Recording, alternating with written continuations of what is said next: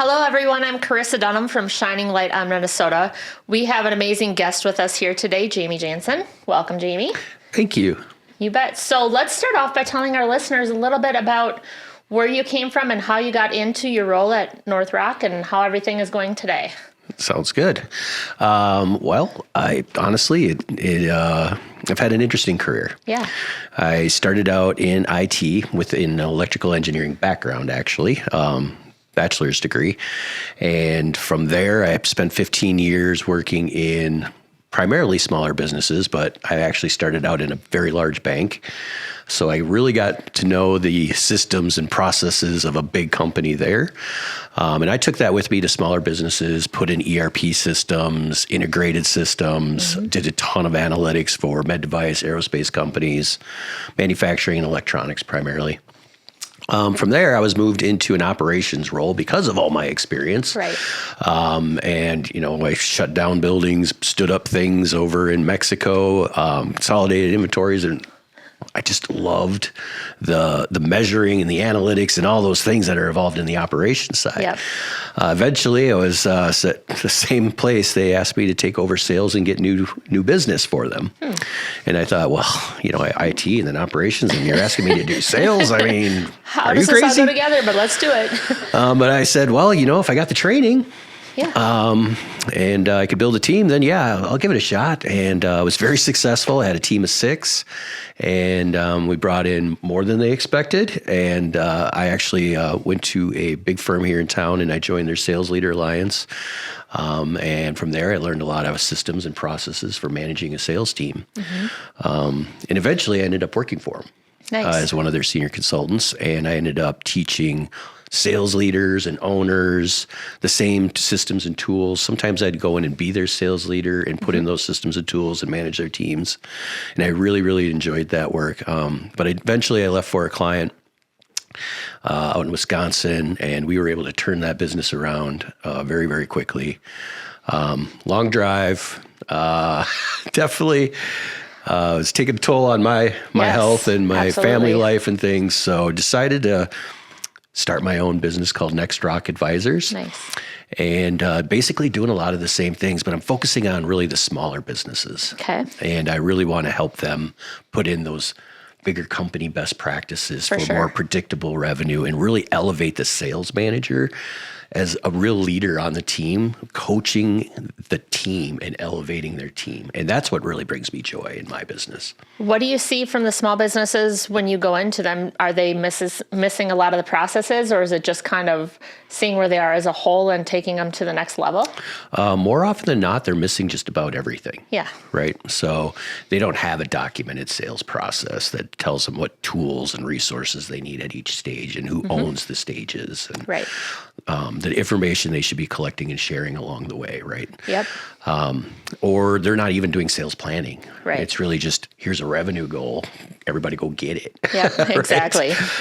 So really showing them how to do those things can really elevate not just the sales manager, but the entire team. Right? So Absolutely. they're more intentional and they get more predictable. Yep. And that's what the owners really like to see. What are some of the important steps as a sales manager comes into play with a company that's already there? Do you see a lot of kind of head-to-head, or do you think they're pretty open to new processes and new sales goals and things like that when they bring you on? It really depends on the personality. Yeah. Right. Usually what happens is it's the CEO or president or owner that engages with me. Absolutely. And then it's an introduction to the sales leader that they currently have in staff. Right. And sometimes they're a little hesitant, right? Like, I got this.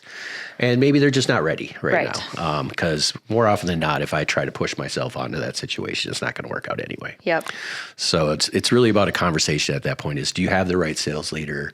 Is there a different way we can approach this where I'm just training them one-on-one versus more of the coaching? Yep. And that's part of the flexibility of a lot of my services is I can literally say, do you need to learn sales planning? Let's just work on that. Or do you need some coaching on how to handle difficult conversations? Let's make this a different type of engagement.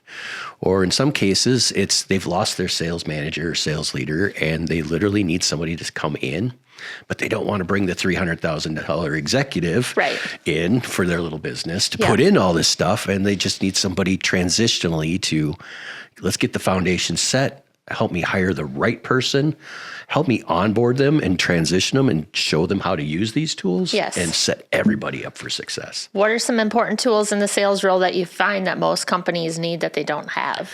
Number one, the sales process. Okay. Because if you don't have a sales process, you're not measuring your leading indicators. And if you don't have your leading indicators, how do you know to pivot until it's already in your results? Right. So everything starts with the sales process first. Perfect. Do you find that when people are looking for the sales process, when you start digging deeper, it could be more core values or trying to find the personas, not even knowing who the customers are, things like that too? So a lot of times we have to get into strategy also. Mm-hmm. And when I work on strategy, I'm really focused on, okay, what is your goals overall? And then how do we get there and how do we focus that further? So what are the ideal projects that we're looking for? And let's define those. Or what are your ideal clients? Absolutely. And let's really get, like you're talking about, the persona dialed in on what those are. Right. So we're not wasting a lot of effort on things we're not going to win. Right. And then, of course, you got to get crisp on your differentiators. Because that, again, is, hey, why are you going to buy from me versus somebody else? Right. And if you can explain to them why, you're much more likely to win. Absolutely. I've noticed too that sometimes when you talk to other companies and they say, hey, my sales goal is going to be X, it's too big of a number. It's kind of one of those that's unreachable for the next year until you get those processes in place. So sometimes scaling back those goals and working or biting off less to get to what the ultimate goal is important too. Do you see that a lot with companies as far as like, hey, I want a 10X or I want a 20X this year and let's double it up? I haven't seen goals that stretched out yet. And honestly, once you have everything in place, there's a formula. Right. And because you have all this information now in front of you, you can literally say, well, even capacity wise, if I want to grow 20% for sales, I need to add a person. And more often than not, when times are good, I would say make sure you have a salesperson on the bench even that you're already developing. Right. Someone as a backup. Because, just like you're saying, attrition of the sales team even can happen. Yes. Right. And that is so detrimental to reaching your goals. So I think important wise, like in the sales process or in anything in life, to stay in your lane too. Like you know what you're good at. Let's go towards that. You know what works for you, even though you've tried everything else, even as management owners, things like that. Like let's really fine tune where you're good, where you excel. If that works great today, it might not work great tomorrow, but let's adapt and see what works. Yes, absolutely. And that kind of talks a little bit to making sure you have the right people in the right seats, right? And what happens more often than not in small businesses and those small sales teams, whoever the best salesperson was is now the sales manager. Right. But they have no management training. There's nobody there to coach them. If you Google it online, sales management courses at universities, I think there's 13 in the country. Right. So there's just not the opportunity there for the training and coaching on sales management. Selling, tons of it. Absolutely. Right. You can get videos, you can LinkedIn, there's trainers all over the place. But management training is a different thing. And I would say hiring a salesperson is also one of the hardest things you can do. Right. There's the hunter farmer, and I've recently posted about the trapper, which is more of a marketing, social selling person. So that's just your first level. And then there's complex or transactional. I literally have it written down 40 different criteria on how do you find the right salesperson or sales leader. Right. And then I've also partnered with another partner called Sales Genomics, which literally does the brain assessment. Got it. To understand what is their sense of urgency around things and how do they think? Is it more of a critical thinker or are they somebody that's just like take and execute, right? So you can really get it dialed in. But honestly, if you look at the statistics, the average salesperson only makes it in their role, even a sales leader, 14 months or less. Because it is so hard to find the right one. Correct. And the small businesses tend to say, I need the industry experience first. Yes. And more often than not, I say that should be lower on your list. How often do you find, like when people go into companies, obviously they have the personality tests they have to do versus like the sales genomics that you're talking about, what differentiates the two and what makes them different? One is specific to sales traits versus like a Colby A assessment, Yes. which is trying to figure out what makes your strength strong or not, or Strength Finder, right, is another one. Very, very different. Yep. So really the sales genomics is really about what are those traits of a good salesperson. Yep. And they really start with, give us a profile of what you're looking for, and we're going to score the good traits against this person and show you where the differences are. Nice. How long have you been doing that for? Or how long has that been around? Sales genomics been around a lot longer than I have. Right. I know. I'm familiar with it. I just didn't know if you've used that tool for a long time or if it's something that's kind of been newer with NextRock. Very much newer. Yeah. The last 2 months, actually. Nice. Haven't actually got to use the tool yet, but I did spend some time with them and understand and training with them. Let's explain to our viewers a little bit about the trapper and some of the different personas that you were talking about so they can kind of understand what, if they don't know what a hunter is, what a gatherer is, what a trapper is, et cetera. Sure. So a hunter is the person that is really out there finding the new business. Yeah. And that's what drives them. Right. And they're not afraid of hearing the no 100 times because they know at 101 they're going to get their yes. Yep. And it's an interesting persona because they literally, it's all about driving for money. That's really what's driving them. Whereas your farmer is really an account manager that's trying to grow with the existing customers. And they're more project manager, and they're more focused on how do I deliver to my customer and provide them the best service. So they're really working in the company to make sure their projects are moving smoothly, giving their customers good updates. And now you get to your trapper persona. It's very much like a hunter, but instead of cold calling, knocking on doors, direct emails, they're really using social. So they're providing something of value to their audience on social media to build interest and curiosity. And then they'll use like a direct message in LinkedIn to try to connect with them, just to learn more about the person that they're trying to connect with, or set up a meeting so that they can present to them what solutions they offer. And that's the way they try to reel in the business. Yep.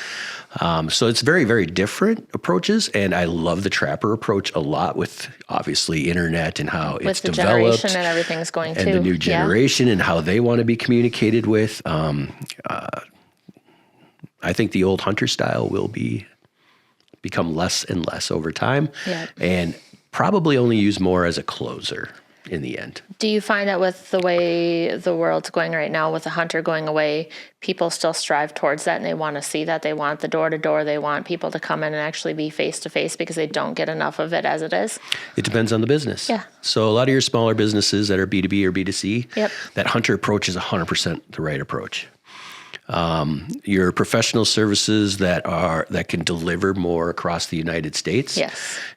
Trapper is going to be more effective, Yep. right? Because they got the outreach. Right. So it really depends on your business and Yes. your geography and who your audience is. Right. With AI and with everything the way it's going right now with the sales process, how much do you see change coming in the future? That's interesting. AI, I think, is going to be transformative. Yep. How it's going to work in a sales environment, I'm not 100% sure yet. We're already seeing how it's working extremely well in marketing as a tool. It's also working extremely well on the analytics side, bringing you information and gathering it and presenting it faster and faster to you. Yep. But how that's going to work in an automated sales environment, I'm still not sure. There's still a lot of people turned off even on the marketing side. Right. Even double checking the emails to see if they were written in AI. Yep. Even your original ones, like, is this going to scope it or find it as AI? Yes. Yes. Yep. So I think there's just a lot of change happening yet. And it's, 5 years from now, I can't tell you what technology is going to be. Right. Nobody can. But honestly, I think it's going to be everywhere. I think a lot. I don't think it's going to eliminate jobs like they think it is. Right. I think it's just how people work is going to change, kind of like it did at the start of the last century. Yeah. Yep. So you do a lot of connecting as well, and it's important and vital in your roles and everybody else's roles to connect people. What are some ways that you have found that it's successful for people too when they're looking for jobs and or just connecting to get out there and meet new people and Absolutely. those? There's lots of groups in every community, right? Yes. In the Twin Cities, there's tremendous number of groups. One thing that I actually attend as often as I possibly can is a group called Manufacturing Executives in Transition. And I go to that group. I try to be there every month. Today I couldn't because I'm here. Yep. Sorry. No problem at all. But I actually go as a resource. So I pay my dues, I raise my hand, and I introduce myself, and I say, connect with me, and I'm going to try to make valuable connections for you. Yes. I have 2 different LinkedIn groups. One's called the Twin Cities Leadership Fan Club, and FAN stands for Free Agent Network, because Nice. I see them all as free agents, and they're Absolutely. just waiting to get to their next team, right? Yeah. So from time to time, I'll post different things that I'm finding there to share with them. And the other place is the Twin Cities Sales Roles group that I've started. There's really nobody in the Twin Cities. I shouldn't say nobody. There's one that I've found in the Twin Cities that specializes in sales for recruiting. All the others are really advertising themselves as executive recruiters these Yes. days for the most part. And I've talked to several, and they're like, sales is hard to hire for, and it's It not is. good for business because the turnover's so bad. Right. Yeah, absolutely. It is. Yes. I mean, as of anything, you just continuously train and continuously go because of the burnout rate, for sure. Yes. Right. So for smaller business, instead of them burning their 30% recruitment fees, whenever they post something, and, a lot of them are aware of this, I'll post it on my group. Yeah. And it does get a lot of good responses there. How do you find when people are looking for a new sales role and or looking to see what's out there, what's the best venue for them to go to? Do you think LinkedIn is great, or do you think going to the typical online job searches is working, like Indeed and so on, or just getting out there and meeting people? No, actually, back to your point on AI, I think AI has kind of soured a lot of that process. The automated HR systems that are scanning the resumes, looking for keywords, it seems that everything has changed from the look at all the stuff that's good on this resume to how do we disqualify this candidate? Right. Yep. So that seems to have flipped, and the people that are just pumping out resumes are just burned out pumping out resumes. Absolutely. So I think it's important for them to really reach out and network with people, build a relationship with a lot of people, right? It's not just a 15-minute call. It's let's go have a cup of coffee for an hour. Right. And learn about each other. Let's be intentional. Yes. Absolutely. Yep. And let's figure out how we can work with each other to connect you to the right people, because there absolutely is a hidden job market. Probably every other week I get one sent to me. Like, I don't have this posted yet. I'll let you know when this is polished up, but please post it on your social pages. So yes, I'll absolutely do that. What do you see it's kind of a catch-22, but you have the younger generation that's out there working smarter. You have the older generation that's still not really stuck in their ways, but they know their ways, getting to the point where they might retire, might not retire, but they're in the sales role and they get burnt out. They get tired, but they still want to work, looking for something new. What benefits does the older generation versus the newer generation have? That's really interesting, because I'm gonna not really answer that full question, but one thing that I've noticed is the gig economy. Yes. Right? The fractional network, the That's independents, the consultants. Yep. That community in the Twin Cities is growing quickly. It is. And I love it. It's a lot of people that have a lot of really great experience. They want to continue to share that, but they're kind of burnt out on the 60-hour corporate grind. Yes, absolutely. Right? And they're looking at this as, you know what, retirement for me isn't going to be, well, I got 10 million in the bank and today I'm retiring. Right.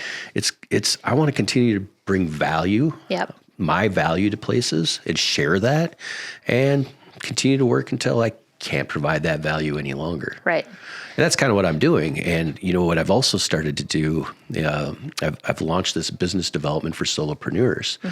And I've done 2 of these now, where these new solopreneurs from around the United States join, and I show them how to do sales. Right. 5 different channels of how you can generate new business. I share strategies and tips with LinkedIn. Yep. And that's going very, very well. And I'm glad to help. What are those channels, if you don't mind me asking, that the salespeople, or do you want people to tune in to find out what those are? I'd love them to tune in to find out what they are. Absolutely. Let's keep them guessing. So with the fractional world, for the people that don't understand what fractional means, explain that a little bit to people. You get to that age and you kind of just want to do things on your own a little bit. Yeah. So fractional just means part-time and contract. Right. So oftentimes in a fractional contract, you're contracted for 1 or 2 days a week. Yep. And in a sales contract, more often than not, you're not talking to the customers. Nope. So that's fine. You're not selling. You're literally just leading a team. Right. Right. And helping them get that next person in place and making sure the foot doesn't come off the gas pedal for the company. Right. I think it's important too, like when you get to my age, older, whatever it may be, you don't want to stop. You don't want to stop using it because you may lose it. Like it's just one of those that you want to keep on the grind. You want to keep doing what you know because that's what you love, for one. But for two, that's just what you've done all your life. It's one of those that you kind of just, you don't want to start slipping. You don't want to do any of that as well. So you do it. Absolutely. And if you can do it and still feel like you're giving back, absolutely, there's nothing more rewarding. Right. Right? Yep. I talked to you a little bit about a book called The Go-Giver. Yes. This book kind of cemented everything that I want to be about me, right? It's not just a sales book, although it's positioned as a sales book. But I felt like it was very life-changing for me in a way because of it's just being a good person. Right. Right? Yep. And understanding the value you have and for other people. Right. So to me, that's, as a solopreneur, everybody should read that book. For sure. And honestly, I've bought 10 of them and I plan on giving my niece one just before her wedding because she's a nurse. She has no interest in sales. But like I said, this is way more about sales. Yeah, it's a lifestyle. It's who you are as a person, what drives you, what motivates you. Who along your way into your role have been some of your mentors and who have been some of the people you've looked up to and that have helped you out? Oh, man. There's a lot of them. Fortunately, a lot of them aren't alive anymore. Right? Yeah. Definitely had one of my first companies I worked with, the president there. I was young in IT. We had a big project. We were literally taking out 27 typewriters and putting in an ERP system. So it was a $50 million distributor. A lot of change. And he taught me a lot about leadership and being a good person and understanding that, you know, whoever you're talking to today, you're going to bump into tomorrow. Yes. So, and when I was young like that, I didn't really see it that way. No. Right? Like, see you later. I'm good. Coming from small town Minnesota, moving to the Twin Cities, it's like there's 2 million people here I drive by every day, don't even wave to. Yep, absolutely. Or you see the same people, you start seeing the same people and you're not intentional about it. You don't remember the names. Yes. Yes. So he was a big impact on me. There's another, I've generally ported to CFOs in my IT career. And there's been a lot of good CFO leaders that I've had. Nice. One at an electronics manufacturing company, Sandy Bell, I'm going to say his name. He's fantastic. More than anything, he treated me like almost like a peer. And he told me like he respected my opinion. He thought highly of me and gave me a lot of confidence in what I did. And he's one of them that moved me from IT to operations and then talked to the president and they moved me into that sales role for the first time, right? So he's had a major impact on my career and really my self-worth. So. Right, absolutely. To know that someone at a higher level respects you and thinks the world of you and is willing to put you on the same level as them and see where your strengths are and help motivate you, push you forward is always important. Absolutely, yeah. What do you find is your driving force? What's your why? Oh, it's all about helping people 100% of the time. Yep. That is what drives me every morning. Right. Even when I was working as, a VP of sales at a company, I was literally walking out on the floor. I was talking to people. I found this incredibly bright young lady out at the laser cutting steel. And talking to her, she had a 2-year graphic design degree. And I had an estimator position open. I'm like, hey, would you be interested in this? And she's like, sales? No, not sales. That's gross. And I'm like, well, it's estimator, so you're not talking to customers. So literally it's just sitting down. It's a bunch of math. Do you know math? She's like, yeah, I'm good at math. I'm like, that's all it There is, you go. right? And she did apply, and she applied against actually 4 other outside candidates. And one of my other salespeople that did the interview said she's a hands down the winner. Yeah. And I'm like, all right, let's bring her Perfect. in. Let's do it. When I left there a year and a half later, she was our senior account manager and had 2 estimators on her team working for her. Amazing. So yeah, she was a complete rock star. And that's what drives me is showing people that they can be better than they think they can be. Yep. It's so much more than they think they can be. It is. And of course, getting those text messages later on saying you've changed my life. The successes, yep. Yeah, that's what makes it all so worth It's it. also interesting to help some people get through the tough times that shouldn't be a tough time. It's just an obstacle. There's a reason it's there to help you get on the right path. People don't see that a lot of times. What kind of obstacles have you seen or faced in the past couple of years that have been some that have stuck with you? Man, I don't know. I've had everything. Well, that last place I just spoke about, I left the firm here in town. That was an hour and 40-minute drive. That's a long drive, yeah. And that took a toll on me. And I gave them close to 3 years, which is what I had committed to. And but I could tell you, my family suffered, my health suffered. Right. In the end of the day, do I regret it? Absolutely not. No. The work we did was amazing. The people there were amazing. We got a lot of great things done. We helped a lot of great people. That particular owner, his whole mission was to provide more to the stakeholders of the business than the business received itself. So absolutely no regrets. But I think the biggest thing that I've done for me was taking a step back and saying, I'm going to start this business. And number one, I'm putting myself first. Yep. Right? Absolutely. And it's going to be, I'm taking my daughter to school every morning. I'm picking her up from school. Yep. Priorities have changed significantly for me. You start to learn the driving force. Yes, it's amazing to help other people, but you also have to be able to help yourself. Right. And in any roles that are out there, a lot of times people put that aside for the good of the company or for moving ahead or trying to figure out that next step. When in a sense, you still need to bring it home and find something that drives you. Absolutely. For 25 years, I would have said, and many people have asked me, what's my hobby? Yeah. And I said, it's my job. Work. Yep. And honestly, that was everything to me. 60 hours a week, that was regular. Absolutely. Right? Get up early, be the first one there, last one to leave. And it was always about, I got to move the ball forward. I got to be the rock star. And yeah, long term, that's not the way to do it. Nope. It isn't. I mean, when your family, your health, you start seeing the big picture in the background, like, am I going to remember this one sale? You might remember it, but it's the memories that you made along the way too. And if you start to lose those memories, it's like, not sure about this one. You remember a few big wins, but what I remember the most is the team and the people. Absolutely. What are some growth steps that you see for the future, and what do you think is going to be next for you? Man, I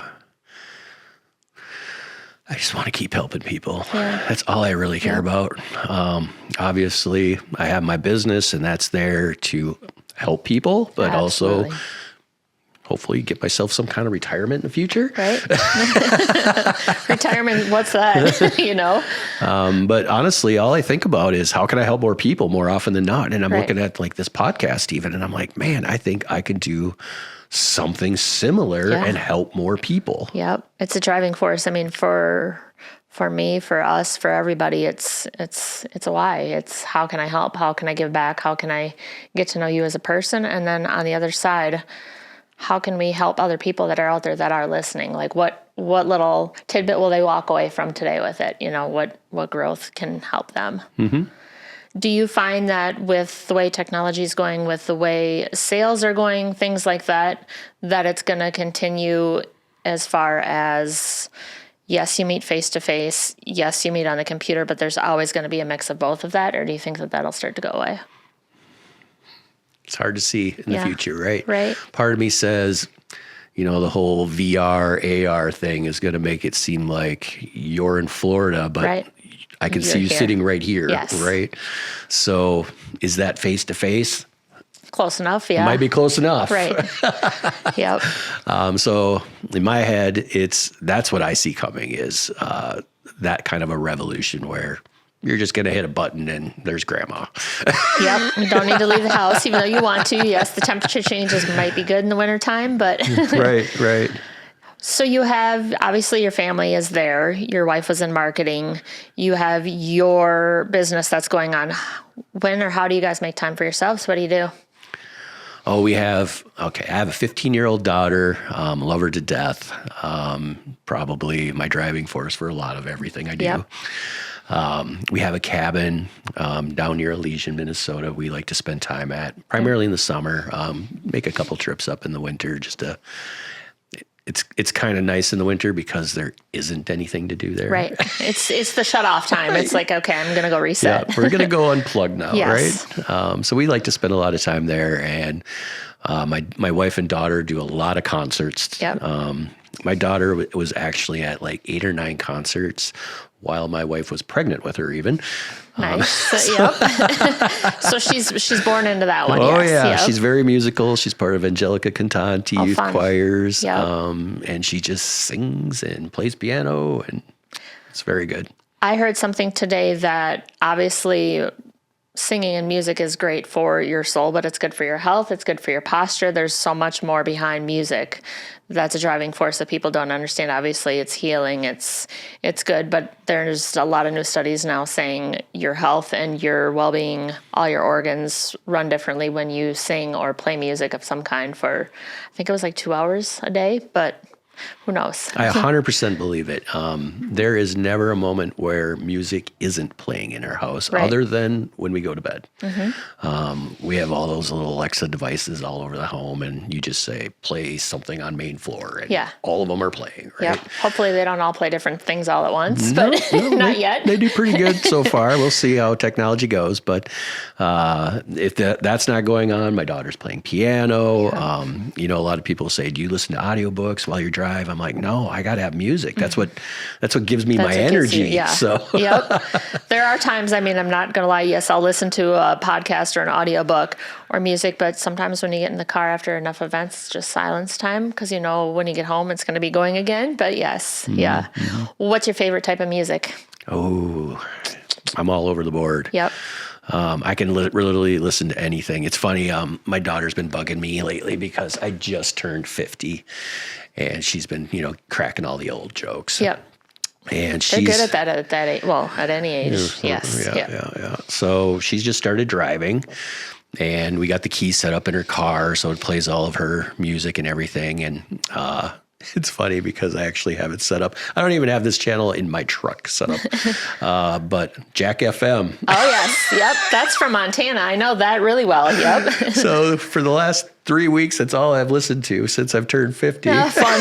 which is all a bunch of, 80s and 90s music, which she calls oldies. Oldies, right? I guess as we get older, that becomes oldies, but those are all the things I listen to. Absolutely. So, yeah, I'm all over the board. Well, it's better Jack FM than, hey, here's dad music, like you start to okay, mom music, you know my music too. Like I could be listening to Beatles some days. You just don't know what I'm listening to. That's us too. Yes. Yeah. Perfect. So we have you here. How can people find you when they're looking to reach out? What are some good ways for them to get a hold of you? Absolutely. Jamie Jansen on LinkedIn obviously is a great way to do it. I have my website, NextRockAdvisors.com. That's a great way to do it. You can reach me at Jamie Jansen at NextRockAdvisors.com. Those are 3 really easy ways to find me and get a hold of me. And as large, medium, small businesses are looking to branch out and want to grow in the future, what are some ways or tools or tips or tricks that they can use to start the process with you? To start the process? Well, I got a couple different ways. So if you could go to my website, I actually just finished up a video library of presentations of each of my tools. So that way people kind of get an idea of, well, what does a sales plan template look like that he's using, right? Yep. Yeah. Well, there's one for Is this a good fit for me? Is it not? Yes. Right. And, or what does a sales process document look like, Right. right? So I've got small presentations for that, and all you got to do is go to my website, click on See Video Library, fill in a quick form so that it gives you access to it. Yep. And it takes you straight in. You don't have to wait for an email or anything like Nice. that. Another way is there's contact me on the website. You can reach out through LinkedIn in any way you want. I'll send you a link. We'll get something on the calendar. If you're local, let's go have coffee. Yeah. Otherwise, let's get something scheduled for a Teams meeting. Absolutely. And the networking events that you're a part of, if they are fractional or if they're looking for work, having them go to those events, always important. How often or frequent are they out there? Most of them run every month, and they know of each other, so they try to avoid the same times. Right. But there's dozens, but the popular ones right now for fractionals would be like your networking with purpose in the Twin Cities. Purpose-driven coffee is getting very large. Yep. There's all sorts of them. SNLL, which is Saturday Networking with Lenny and Lisa, right? Yep. There's just a lot of really great groups, and they're getting bigger and bigger and expanding, so it gives more people more opportunity to meet people. And last question, what areas do you guys cover? If there's a company that's a little further away, how far out will you go to help with the coaching and the managing and all of the processes? Even when I worked at the firm, I worked at the firm during COVID, and it was all virtual, Yep. right? Wonderful. So I can literally do it all virtual. And I think that's something unique about me, because a lot of fractional COOs, fractional CEOs, kind of got to be there. Yes. Yep. Absolutely. Or they want someone to be there. They want to see that face with the name. Yes. Yes. So when you're running operations, your operators are there 40 hours a week. Yep. You kind of got to be there too. So Yes. Well, we appreciate having you on today. We look forward to seeing what's coming up in the future and having you on again a couple years down the road to see where you're at. sounds great. Thank you so much.